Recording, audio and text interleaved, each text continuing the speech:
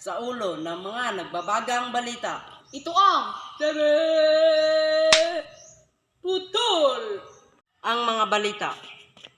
Ayon sa balita, ang balita ay isang balita.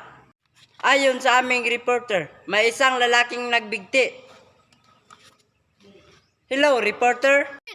Dito kami sa may tubo at may biyabas. Dito natin malaman ang pagkamatay ni Mr. Borbor.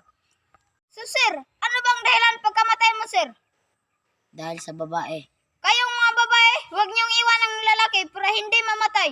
Salamat sa iyo, Jan Subaybay. ayon sa aming reporter, pero isang taong nagwawala, naghihilo at naglalata. Mag-hemerin, hestay. Ito na ang taong nagwawala, naghihilo, naglalata.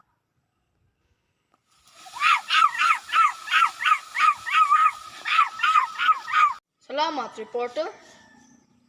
Ayon sa nagbabagang balita, nag-asu-asu, nagbuto-buto, gikumot-kumot.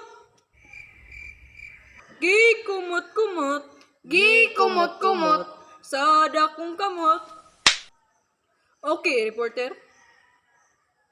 Okay, kabayan. Kamusta ng balita dyan?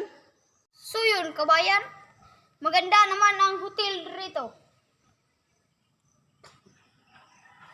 Balik sa'yo, kabayan. Salamat sa iyo, kabayan.